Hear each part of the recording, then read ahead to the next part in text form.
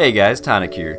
We just got a pretty massive news drop in this week's Inside the Vault. We have perk loadouts coming, changes to daily ops, multiple camp slots, and a lot more. Let's hop right into it. Alright, so right here I have the brand new Inside the Vault article pulled up, and I'm going to be going through these all separately so we can kind of just take a look at each one individually.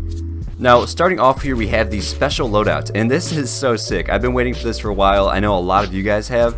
Basically, you're going to be able to put your bloodied build right here, a junkied build, maybe a heavy's gunner build right here, and just seamlessly hop between the three, and it's just going to make it so much easier. No more having to mess around with trying to switch each individual card.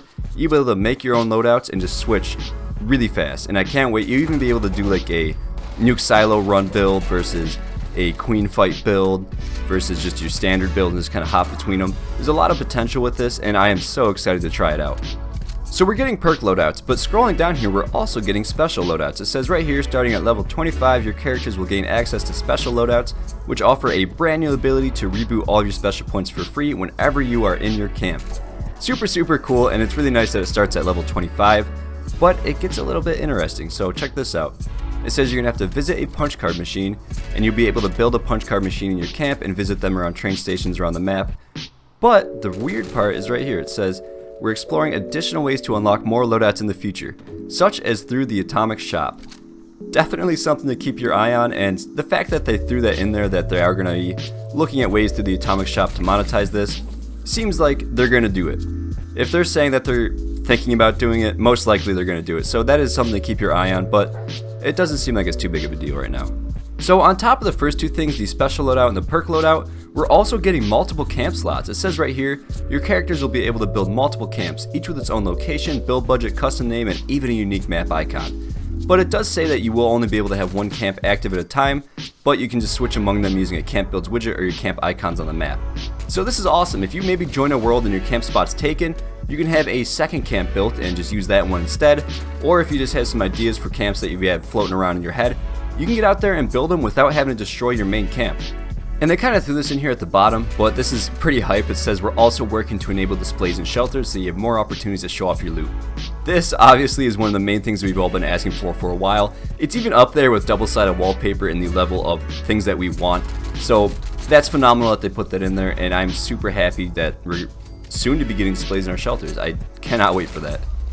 And so even on top of those three things, we're also getting a daily ops expansion. It says right here there's going to be a brand new game mode called Decryption, where you have to hunt down enemy code carriers to disable radio interceptors to burn and dodge. And it says that the enemies in Decryption will have extra deadly attacks that will bypass your armor resistances.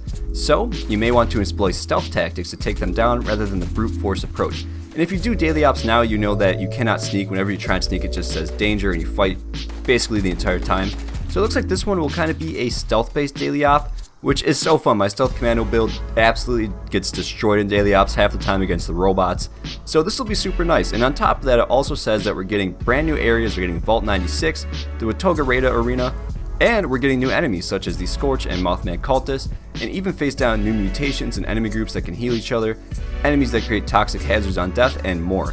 So awesome, super cool. Daily ops needed a nice update, and hopefully this is what it needed. I am so stoked to try this with my bloodied commando build. And again, this is definitely something that daily ops needed. Definitely needed some more updates. It needed some more maps, enemies, because it was kind of getting stale. So hopefully this revives that a little bit. And then down here at the bottom, they kind of threw in a few extra things. It says aim assist is coming in the PTS server to help the controller players. Batch crafting, so if you're trying to make a lot of stuff at a crafting bench at once, they're going to rework that UI and make it a little bit easier.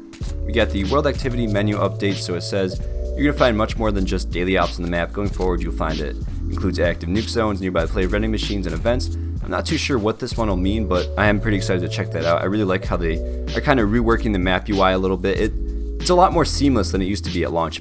If you were there for that, it was pretty clunky back in the day. And over here we got the melee attack improvements. So curious as to why they put this one at the bottom, because this is a pretty significant thing. However, I will say it's kind of vague. So it says right here that they made some tweaks, squashed a few bugs, and going forward your hacks, slashes, smashes, and chops should feel a little bit more fluid and hit more reliably. But they leave it at that. They didn't really say what they did or how they did it. So I am super stoked for this. I believe it goes up next Friday on February 5th is when the PTS will go live. So I can't wait to get in there and try out this melee attack thing, because not a whole lot of information on it. So that is pretty much going to do it for this week's Inside the Vault. A lot to look forward to, And they still have not mentioned when the Steel Dawn Part 3 is going to come out, when we get the pet system, when the new expeditions is going to happen. So even on top of all this, there's still a lot more to look forward to this year. I'm super excited, I'm super optimistic about it, and I hope you guys are too. Thank you guys so much for watching, and I really appreciate it.